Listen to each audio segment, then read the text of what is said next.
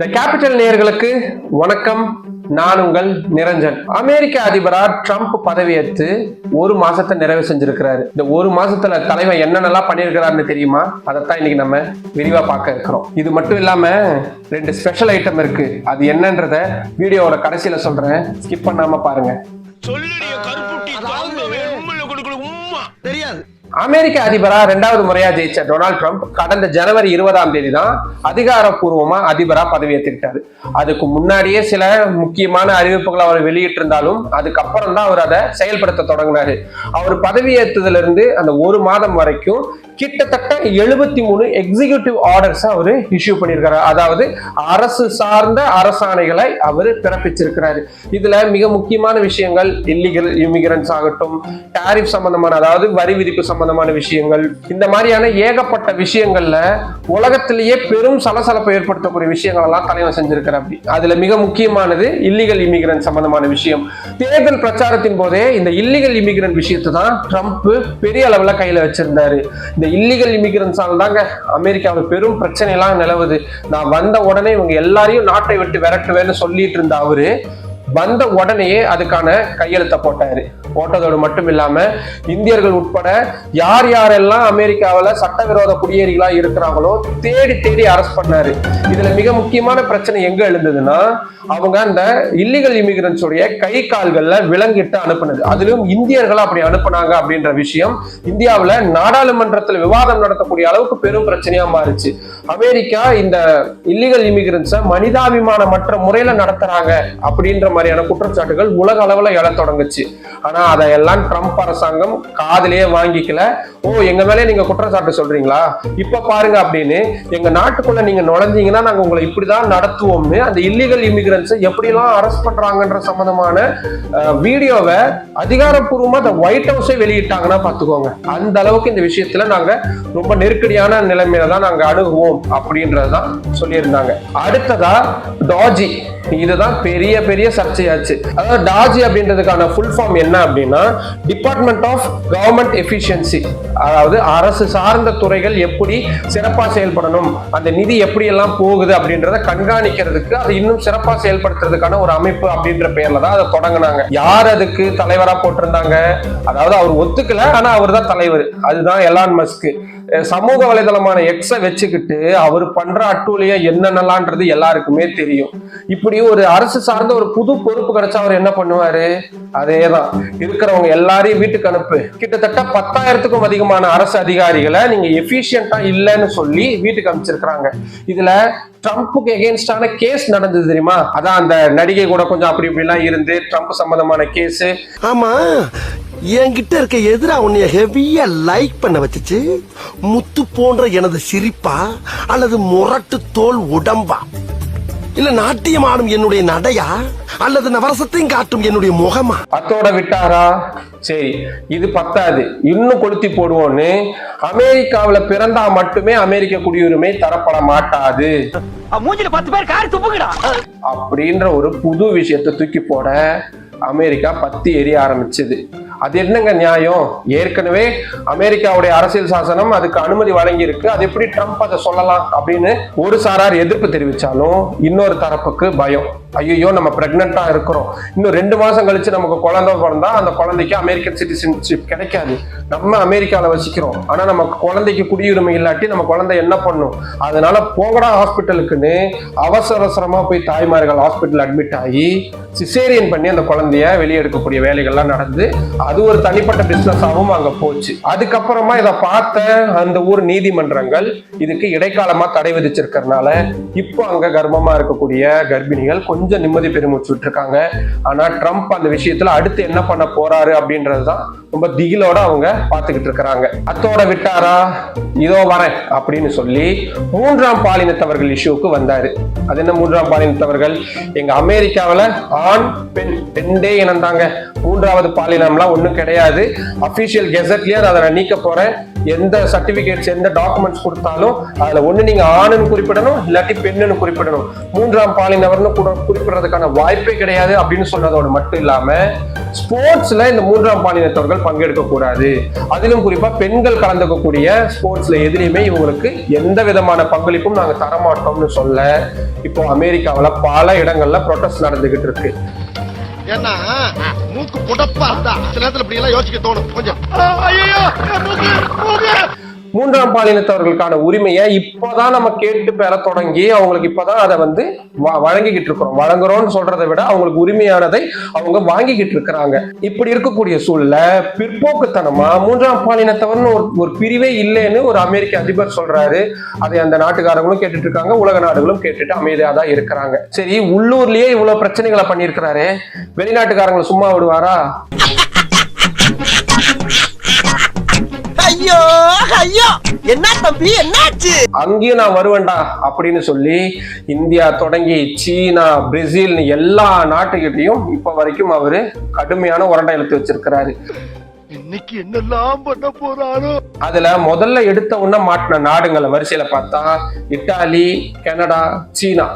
இதுல கனடாவும் இத்தாலியும் அமெரிக்காவுக்குள்ள போதைப் பொருளா அனுமதிக்கிறாங்க, சட்டவிரோத செயல்பாடுகள்லாம் நடக்கிறதுக்கு இந்த நாடுகள் உறுதுணையா இருக்கு, எல்லைகள்ல இவங்க சரியான முறையில பாதுகாப்பு வழங்குறது இல்ல, அதனால அவங்களுக்கு நாங்க அதிக வரி போட போறோம், 25%, 50%, ஏன் 100% கூட நாங்க வரி போடுவோம்னு சொல்லி மிரட்ட முதல்ல எதிர்ப்பு தெரிவிச்சாங்க இந்த இரண்டு நாடுகளும். அதுக்கப்புறமா வேற வழி இல்ல, இவர்கிட்ட மாட்டிக்கிட்டாச்சு, வேற வழி இல்ல.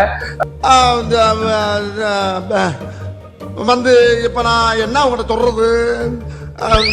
சரிங்க, நீங்க சொல்ற மாதிரியே எல்லை பாதுகாப்பை நாங்க அதிகமாக்குறோம்னு சொல்ல உடனடியா அந்த குறிப்பிட்ட வரி விதிப்பை மட்டும் குறைச்சிருக்கிறாரு.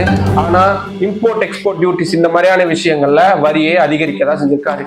இதுல சீனாவுக்கு எதிராக 10% வரைக்கும் நான் இம்போர்ட் டாக்ஸை வந்து அதிகமாக்க போறேன் அப்படின்னு அவர் சொல்ல, சீனாவும் நீ போட்டா போட்டுக்கோ, நானும் உனக்கு போடுறேன், அமெரிக்காவில இருந்து வரக்கூடிய எல்லா பொருட்களுக்கும் நானும் 10%க்கு மேல டாக்ஸ் போடுவேன்னு. சீனா சொல்ல இப்ப இந்த இரண்டு நாடுகளுக்கு இடையில பொருளாதார ரீதியில ஒரு பெரும் முரசல் போய்கிட்டு இருக்குது. இந்தியாவை சும்மா விடுவாரா? கடந்த பிப்ரவரி 14 பிரதமர் நரேந்திர மோடி அமெரிக்காவுக்கு அரசு முறை பயணமா போறாரு. அந்த அன்னைக்குதான் இரண்டு தலைவர்களும் சந்திச்சுக்கிறாங்க. சந்திச்ச உடனே பிரைம் மினிஸ்டர் நரேந்திர மோடியை பக்கத்துல வச்சுக்கிட்டு, இந்தியாவில் இருக்கிறதெல்லாம் டாக்ஸ் ஆங்க, இவ்வளோ அநியாய டாக்ஸ் போடுறீங்க, நீங்க எங்களுக்கு எவ்வளவு டாக்ஸ் போடுறீங்களோ நாங்களும் உங்களுக்கு அவ்வளவு போடுவோம், நீங்க எங்களுக்கு 50% டாக்ஸா, நாங்களும் உங்களுக்கு 50% போடுவோம்னு அவர் முன்னாடியே சொன்னாரு. ஏற்கனவே இதை பத்தின வீடியோவை த கேபிட்டல்ல நம்ம போட்டிருக்கிறோம், அதோட லிங்கை நான் கீழே டிஸ்கிரிப்ஷன்ல கொடுக்குறேன், தேவையானவங்க போய் பாருங்க. அத்தோட விட்டாரா, இந்தியா தான் இனிமேல்ட்டு எங்களுக்கு பெரிய மார்க்கெட், அதனால எங்ககிட்ட இருந்தா நீங்க அதிக அளவுல பெட்ரோல் டீசல் வாங்கணும், எங்ககிட்ட இருந்து ஃபைட்டர் ஜெட்ஸை வாங்கணும், எங்களுடைய பொருட்களை அதிக அளவுல நீங்க வந்து உள்ள அனுமதிக்கணும், நீங்க அப்படி அனுமதிச்சீங்கன்னா தான் இந்திய பொருட்களை நாங்க அமெரிக்காவுக்குள்ள அனுமதிப்போம் அப்படின்ற மாதிரியான சடுகுடு விளையாட்டை தான் அவர் அங்க தொடங்கினாரு. அதோட தாக்கம் இப்பதான் இந்தியாவில உணர தொடங்கி இருக்குது. இதுல யாருமே எதிர்பார்க்காத ட்விஸ்ட் என்ன அப்படின்னா, ரஷ்யா கூட ட்ரம்ப் காட்டுற நெருக்கம் தான். பைடன் அரசு இருந்த வரைக்கும் உக்ரைனுக்கு வாரி வாரி வழங்கிட்டு இருந்தாங்க நிதியை. உங்களுக்கு என்ன வேணும், ராக்கெட் லான்ச்சர் வேணுமா, விமானங்கள் வேணுமா, தடவாளங்கள் வேணுமா, எல்லாத்தையும் தரோன்னு கொடுத்துக்கிட்டு இருந்தாங்க. உக்ரைனும் கடுமையா ரஷ்யாவுக்கு எதிராக போர் செஞ்சுக்கிட்டு இருந்தாங்க. ட்ரம்ப் வந்த உடனே இது என்னது, இது போரு, தேவையில்லாம அனாவசிய செலவை தான் கொடுத்துக்கிட்டு இருக்கு, நான் இனிமேல் ஃபண்டு கொடுக்க மாட்டேன் அப்படின்னு சொன்னதோடு மட்டும் இல்லாம இது வரைக்கும் நாங்க உக்ரைனுக்கு இவ்வளவு கோடி ரூபாய் செலவு பண்ணியிருக்கிறோம், அதனால உக்ரைன்ல இருக்கக்கூடிய தாது பொருட்கள் மினரல்ஸ்ல இருந்து 50% எங்களுக்கு நீங்க கொடுத்துருங்க அப்படின்னு ஜெலன்ஸ்கி கிட்ட கேட்கிறாரு. ஜெலன்ஸ்கி, என்னையா அநியாயமா இருக்கு, எங்க நாட்டையே நீங்க உங்ககிட்ட அடகு வைக்க சொல்றீங்க, அதெல்லாம் முடியாதுன்னு சொல்ல காட்டமா அறிக்கை விடுறாரு ட்ரம்ப். ஜெலன்ஸ்கி ஒரு சர்வாதிகாரி, அவரு தேர்தலை அங்க நடத்தாம இருக்கிறாரு, அவர் தேவையில்லாத போர்களுக்கு போறாரு, உக்ரைன்ற ஒரு நாடு அழியறதுக்கு காரணமே ஜெலன்ஸ்கியா தான் இருக்கிறாருன்னு அப்படியே திசை மாத்தி விட, இப்ப பிரிட்டன் மாதிரியான மற்ற நாடுகள்லாம் யுக்ரைனுக்கு ஆதரவு தெரிவிக்க ஒரு மாதிரி குழப்பமான விஷயமா இருக்கு. இதுல யாரு ஹாப்பினா, குமுதா ஹாப்பி என்னாச்சு, அதுதான் ரஷ்ய அதிபர் புட்டின் தான் பயங்கர ஹாப்பியா இருக்கிறாரு. நம்ம யார் வம்புக்கும் போறது இல்ல, யார் தும்புக்கும் போறது இல்ல, நம்ம உண்டு நம்ம ஜோலி உண்டுன்னு போயிடுறது. நம்ம ரூட் கிளியர் ஆயிருச்சு, நீ நம்ம பக்கம் யாரும் வரமாட்டாங்கன்னு அவர் ரொம்ப ஜாலியான மூட்ல இருக்கிறாரு. அத்தோட விட்டாரா, யூரோப் கண்ட்ரியில இருக்கக்கூடிய பிரச்சனையை விடுங்க, வாங்க நம்ம மத்திய கிழக்கு நாடுகளுக்கு போவோம் அப்படின்னு ஏற்கனவே இஸ்ரேலுக்கும் ஹமாஸுக்கும் இடையில போர் நிறுத்த ஒப்பந்தங்கள்லாம் கையெழுத்தாயிருச்சு. 2 தரப்புலையும் கைதிகளை பரிமாற்றம் பண்ணிக்கிட்டு இருக்கிறாங்க. இதுல ஒரு புதுசா ஒரு குண்டா தூக்கி போடுறேன்னு காசா பகுதியுடைய நிலத்தை நாங்க வாங்க போறோம், நாங்க அதோடைய உரிமையை எடுத்துக்க போறோம், எடுத்துக்கிட்டு அந்த நாட்டை நாங்க அந்த பகுதியை நாங்க சொர்க்கபுரியா மாத்த போறோம், அங்க இருக்கக்கூடிய இடிபாடுகள் எல்லாம் நீக்கிட்டு புது புது கட்டிடங்களை நாங்க உருவாக்க போறோம், பெரிய வேலை வாய்ப்புகளை உருவாக்க போறோம் அப்படின்னு காலங்காலமா அமெரிக்கா வளர்ச்சின்ற பெயர்ல இந்த மாதிரியான பகுதிகளில் என்ன ஒரு வாய்ஜாலத்தை காட்டுவாங்களோ அதே மாதிரி விஷயத்த இங்கேயும் காட்டியிருக்கிறாரு. ஆனா எடுத்த உடனே அதுக்கு கடுமையான எதிர்ப்பு தெரிவிக்காத ஒரே ஆளு இஸ்ரேல். அப்கோர்ஸ் அதுக்கு நமக்கு காரணம் தெரியும். ஏன்னா காசா பகுதியில் அமெரிக்கா இருந்தாங்கன்னா அதுக்கப்புறம் இஸ்ரேல் அதெல்லாமே தெரியும். அதனால இஸ்ரேல் மட்டும் இதுக்கு பெரிய அளவுல எதிர்ப்பு தெரிவிக்கல. அட் த சேம் டைம் ரொம்ப பெரிய ஆதரவும் தெரிவிக்கல. ஏன்னா அவங்களுக்கு தெரியும் அமெரிக்கா ஒன்ஸ் வந்துட்டாங்கன்னா அதுக்கப்புறம் அவங்க என்னென்னலாம் பண்ணுவாங்கன்னு கொஞ்சம் அவங்க உஷாராதான் அதை பாக்குறாங்க. சீனா, இந்தியா இந்த மாதிரி நாடுகளையே இவர் இப்படி ஆட்டி படைக்கிறாரு அப்படின்னா அமெரிக்காவை சுத்தி இருக்கக்கூடிய சின்ன சின்ன நாடுகள் என்ன பண்ணுவாரு? இதுல பெருசா சிக்கி இருக்கிறது பனாமா, வெனிசுலா, மெக்சிகோ இந்த மாதிரியான நாடுங்க தான்.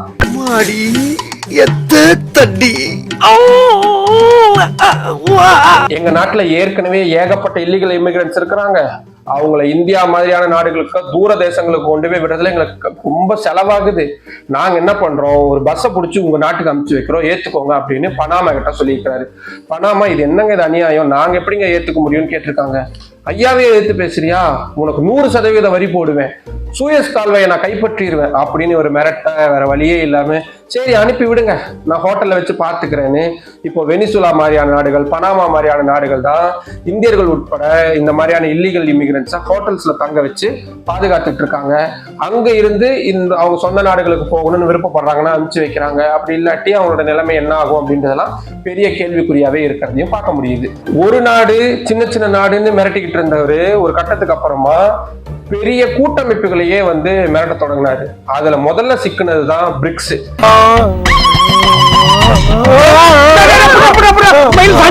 இந்த பிரிக்ஸ் நாடுகளை பொறுத்த வரைக்கும் பிரேசில், இந்தியா, ரஷ்யா அப்படின்ற மாதிரியான நாடுகளுடைய கூட்டமைப்பா இருக்குது.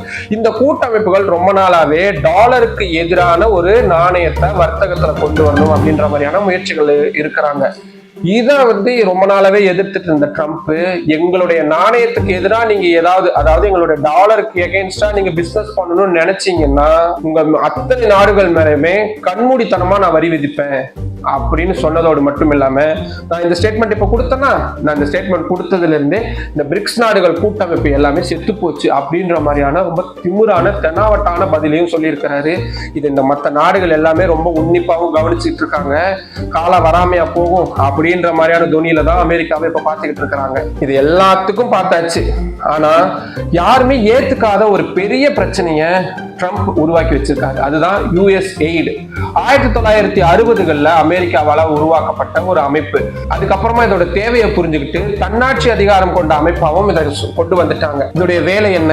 எங்கேயாவது போர் நடக்குதா, இல்ல ஏதேனும் நாடுகளுக்கு உதவி தேவைப்படுதா, போலியோ இன்னும் ஒழியாம இருக்கா, எய்ட்ஸுக்கு தேவையான விஷயங்கள் இருக்கா, இல்ல ஒரு ஜனநாயகத்தை இன்னும் கட்டமைக்க வேண்டிய ஒரு தேவை இருக்கா, அந்த மாதிரியான இடங்களுக்கெல்லாம் நிதியை வழங்குறது தான் இந்த யுஎஸ் எய்டு அப்படின்ற அவங்களுடைய வேலை.